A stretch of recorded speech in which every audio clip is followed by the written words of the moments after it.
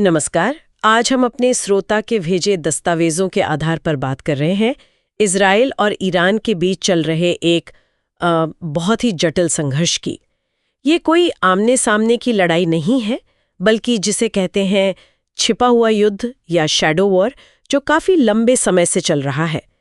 हमारी कोशिश रहेगी कि इस तनावपूर्ण स्थिति की जो मुख्य बातें हैं उन्हें समझें, जैसा इन स्रोतों में बताया गया है। बिल्कुल। और हम देखेंगे कि ये संघर्ष शुरू कहाँ से हुआ, इसके तरीके क्या हैं, हाल में क्या हुआ है और हाँ, दुनिया पर इसका क्या असर पड़ रहा है। तो सबसे पहले यही समझते हैं कि इसे छिपा हुआ युद्ध क्यों कहते हैं। मतलब ये पारंपरिक लड़ाई से अलग कैसे है? हाँ, मतलब देखिए, इसमें सीधी सैन्य भिड़ंत कम होती है। जोर रहता है गुप्त ऑपरेशनों पर, साइबर हमलों पर, कभी कभी हवाई हमलों पर, और हाँ, प्रॉक्सी गुटों का इस्तेमाल बहुत होता है। प्रॉक्सी गुट यानी दूसरे संगठन। सही। मतलब ऐसे हथियारबंद समूह जिन्हें एक देश समर्थन देता है ताकि वो उसके दुश्मन के खिलाफ लड़े।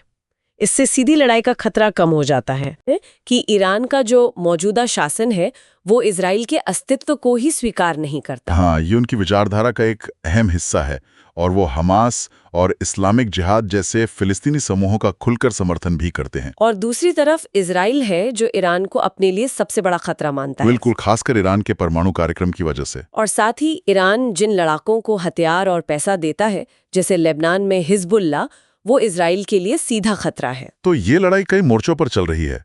पहला तो यही प्रॉक्सी वाला मोर्चा हो गया। हाँ, ईरान पर आरोप है कि वो हिजबुल्लाह को, हमास को और सीरिया इराक में भी शिया लड़ाकों को मदद पहुंचाता है। और इजराइल क्या करता है इसके जवाब में? इजराइल भी चुप नहीं बैठता। वो अक्सर सीरिया में ईरानी ठिकानों पर या जो हथियारों के काफिले होते हैं उन पर हवाई हमले करता रहता है। वो ईरान को सीरिया में पैर जमाने से रोकना चाहता है। लेकिन क्या ये प्रॉक्सी हमेशा पूरी तरह ईरान के इशारों पर नाचते हैं, या कभी-कभी उनका अपना एजेंडा भी होता है? कुछ सूत्र इस तरफ इशारा करते हैं शायद। ये एक अच्छा सवाल है। देखिए, ज्यादातर तो वो ईरान के बड़े लक्ष्यों के साथ ही चलते हैं, लेकिन हाँ, उनकी अपनी स्थानीय राजनीति, अपनी मजबूरियां भी होती हैं। तो कभी-कभी वो ऐसे कदम उठा लेते हैं जो शायद ईरान ने सीधे तौर पर ना कहे हों। पूरी तरह नियंत्रण वो शायद मुश्किल है। ये तो हुई प्रॉक्सी की बात। लेकिन लड़ाई सिर्फ जमीन पर नहीं है ना? एक अदृश्य मोर्चा भी है, साइबर वाला। हाँ, बिल्कुल। साइबर युद्ध एक बहुत अहम हिस्सा बन गया है इसका। ईरान पर आरोप लगते हैं कि वो इजराइल के जरूरी इंफ्रास्ट्रक्चर जैसे पानी या बिजली ग्रिड, उन पर साइबर हमले करवाता है। और इजराइल की तरफ से? इजराइल पर यह माना जाता है कि उसकी खुफिया एजेंसी मोसाद पर ईरान के परमाणु कार्यक्रम को निशाना बनाने वाले बड़े साइबर हमलों के आरोप हैं। वो स्टक्सनेट वायरस का जिक्र आता है अक्सर। हाँ, स्टक्सनेट, जिसने कहते हैं ईरान के सेंट्रीफ्यूज को काफी नुकसान पहुंचाया था। जी, और इसके अलावा कई ईरानी परमाणु वैज्ञानिकों की हत्याओं के पीछे भी इजरायली हाथ होने के शक जताए जाते रहे हैं। ये तो बहुत ही गंभीर आरोप हैं और शायद सबसे ज्यादा चिंता की बात है परमाणु तनाव। बिल्कुल। इजराइल ने ये कई बार साफ किया है कि वो किसी भी कीमत पर ईरान को परमाणु हथियार नहीं बनाने देगा, चाहे इसके लिए पहले हमला ही क्यों न करना पड़े। हाँ, उनकी तरफ से ये संकेत मिलते रहे हैं। और जो नतांज जैसी ईरान की अहम परमाणु साइट्स पर हमले या तोड़फोड़ की घटनाएं हुई हैं, उन्हें इसी नजरिए से देखा जाता है। तो ये तनाव लगातार बना हुआ है और हाल के वर्षों में ये बढ़ा भी है ना? खासकर अक्टूबर 2023 के गाजा युद्ध के बाद। हाँ, वो एक बड़ा टर्निंग पॉइंट था। हमास ने इजराइल पर हमला किया, जिसके जवाब में इजराइल ने गाजा में बड़ी सैन्य कार्रवाई की और इजराइल ने सीधा आरोप लगाया कि हमास को ईरान का समर्थन हासिल था। लेकिन जो सबसे बड़ा बदलाव आया वो शायद अप्रैल 2024 में था। बिल्कुल, जब दमिश्क में सीरिया में एक ईरानी वाणिज्य दूतावास पर हमला हुआ, जिसमें कई वरिष्ठ ईरानी जनरल मारे गए, जिसका आरोप इजराइल पर लगा। हाँ, और उसके बदले में ईरान ने जो किया वो अभूतपूर्व था। उन्होंने पहली बार अपनी जमीन से सीधे इजराइल पर सैकड़ों मिसाइलें और ड्रोन दागे। ये पहली बार था कि प्रॉक्सी का इस्तेमाल करने के बजाय ईरान ने सीधा हमला किया। जी हाँ, हालांकि इजराइल और उसके सहयोगियों जैसे अमेरिका, ब्रिटेन, जॉर्डन ने ज्यादातर हमलों को नाकाम कर दिया, पर ये अपने आप में एक बहुत बड़ा कदम था। इसने शैडो वॉर के नियमों को बदल दिया। और इजराइल ने भी फिर कुछ सीमित जवाबी कार्रवाई की थी। हाँ, उन्होंने भी एक संदेश दिया कि वो जवाब दे सकते हैं। तो ये जो सीधा टकराव हुआ, भले ही सीमित था, इसने चिंताएं बहुत बढ़ा दी।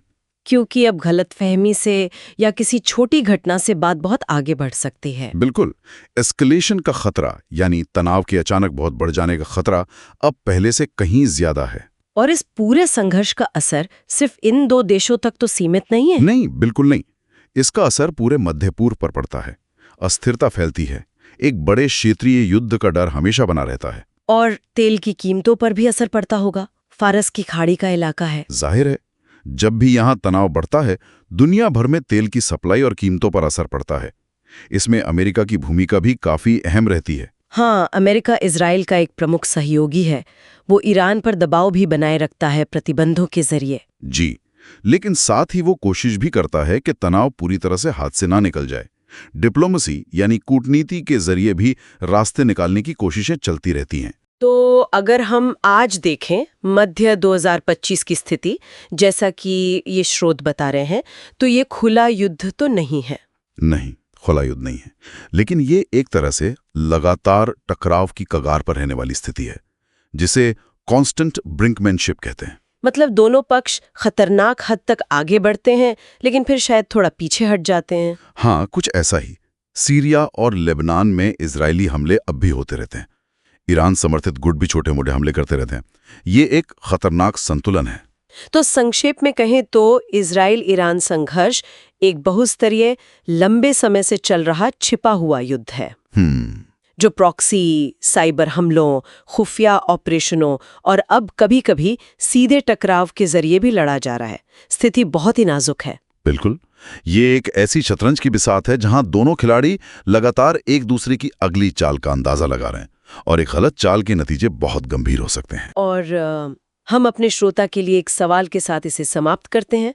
इस लगातार छिपे हुए युद्ध और तनाव की स्थिति को देखते हुए वो कौन सी एक घटना या एक गलत फहमी या कोई जानबूझकर उठाया गया कदम हो सकता है जो इस नाजुक संतुलन को तोड़ दे और इस छिपे हुए युद्ध को एक खुले, विनाशकारी संघर्ष में बदल दे? इस पर सोचना वाकई जरूरी है।